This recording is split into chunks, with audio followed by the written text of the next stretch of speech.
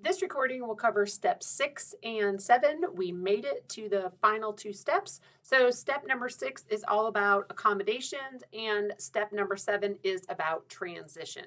So, we will talk about accommodations and transition in this recording for step 6 and 7 from the fourth edition.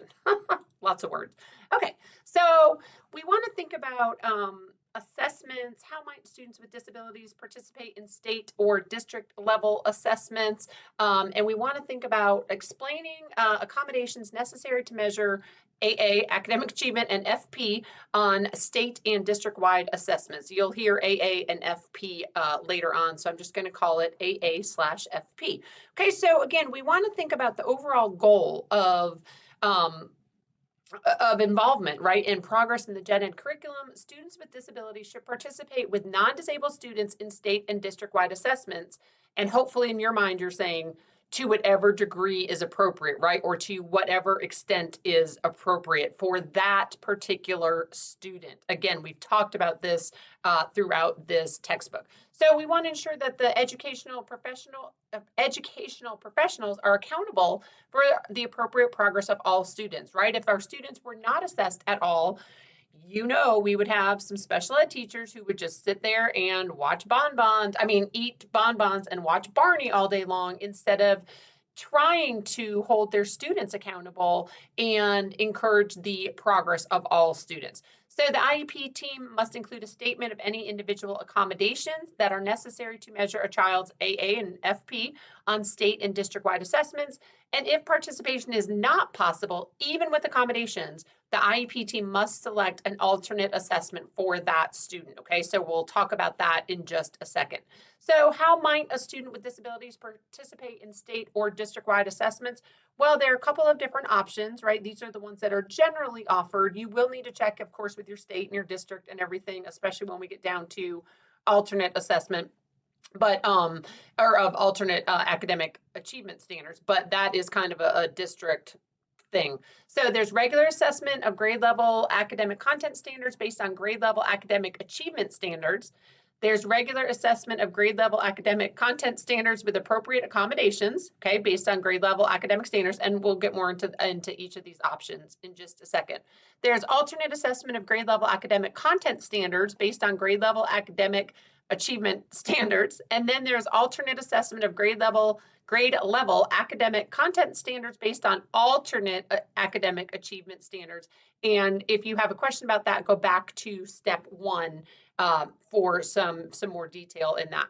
Okay, so when are students with disabilities assessed? Well, oh wait, did I skip a slide? Hold on, people, hold on. I sure did. So when are students with disabilities assessed on state and district-wide assessments? Well, hopefully you're saying, oh, they're tested on the same schedule as those without disabilities, right? When we talked about monitoring progress and sending home, report cards, same schedule as for students without disabilities. There's also systematic assessment of student progress and specified grades. Districts may require additional tests. Okay, so you want to think about this and think about what your district is doing, of course. And I know they're all different, so that again is kind of a district level question when you get out there into your own classrooms. Okay, so what is regular assessment of grade level academic content standards based on grade level academic achievement standards? Okay, these titles are the wordiest titles ever, but that's okay. So this means students with disabilities will take the same test, okay, the exact same test under the exact same conditions as students without disabilities. Okay, so if a student without disability takes test A, this student with disabilities will take the exact same test A, okay, in the exact same way, the exact same conditions, stuff like that. The IEP team, again, will be the one to determine if the student takes the same test under the same conditions based on previous assessments. And we want to make sure that our students with disabilities have been able to demonstrate competency under these conditions in the past. So if they're going to be expected to take a grade level assessment in the regular ed classroom without any support, well, have they been doing that throughout this past academic year? And if so, have they been successful with that option? All right, so that is the Students with disabilities take the same test under the same conditions as students without. Okay, the next one is regular assessment of grade level academic, blah, blah, blah, with appropriate accommodations, but we're still based on grade level academic achievement standards. All right, so this means that students with disabilities take the same test as students without disabilities, but here we go, under different conditions. We're going to talk about that in just a second. So we want to remember that this, doing this, just with accommodations, does not fundamentally alter or lower the standard or expectations of the assessment. So they'll get the same test, they just might get some more support or something like that, okay? But they're going to take the same test, and the administration, whatever supports are put in place, will not fundamentally alter or lower the standard or expectations of the assessment. Again, we want to make sure we are looking at what has happened in the past for this student. If the student requires daily accommodations for classroom instructions and tests, well, they're probably going to need those same accommodations on state or district-wide assessments, right? So if you have a student for whom extended time is an option on their weekly spelling test, well, or their weekly reading comprehension test, let's say. Well, then when they have to take the state or district-wide test, guess what? We need to provide that same accommodation. We're not going to say, oh yeah, they need extra time for their weekly test, but now we're on this big whole, super long test, and they can do it in the same amount of time. So you want to look at what accommodations the student regularly uses in the classroom and evidence from parents, teachers, et cetera, about what is effective for that student. And for some of your older students, what does the student think is effective? Okay, so some possible examples of assessment accommodations. Setting, right? Here's some options, some examples for that. Scheduling, we might have a student who takes medicine at lunchtime and it makes them really tired. Well, guess what? Let's allow them to take the test in the morning then, or over several different sessions. The test format, maybe provide a Braille option. Think back to our friend Thomas, right? Braille assessments would have been probably very helpful for that student. Magnification, spacing, stuff like that, okay? Test directions, well, maybe they will be read to the student. Maybe they will be recorded. Maybe you can simplify the language in order to clarify or explain, repeat directions. Test procedures, here are some examples. Read content aloud, except for reading subtests, right? Where in that case, they're being assessed on their reading skills, right? But for math or science, read the content aloud, okay? You could do student response format. So I actually had to do this once. I had to enter the student's answers. It was not a web-based test. I had a Scantron, and the student had to tell me. I had another adult in the room with the student and myself. I was a special ed teacher, and I had to bubble in whatever letter they said. And then there was another one for, it was a handwriting, they had to write an essay or something, and one of their accommodations was to have a scribe because they really struggled with their handwriting. So still being tested on the same stuff, right? The same content, just with some supports and some accommodations helping them.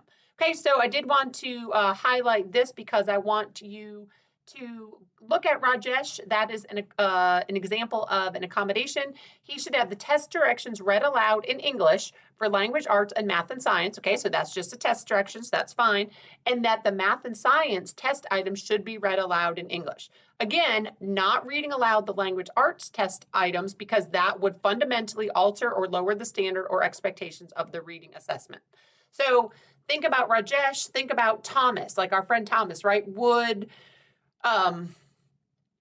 Would this help Thomas? Probably not, right? Because he should not really be taking the same test as other students, okay? So I just wanted to show you that. So reading the test directions aloud is an accommodation.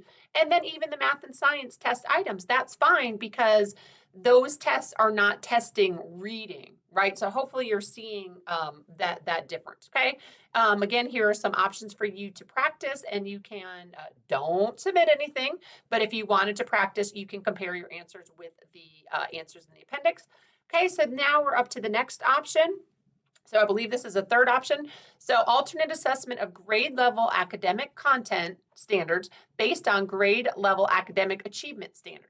All right, so this might be something where, the same content holds students to the same expectations, but students participate in ways other than the usual paper and pencil or computer-based test. So this might be something like work samples that are aligned with the grade level standards.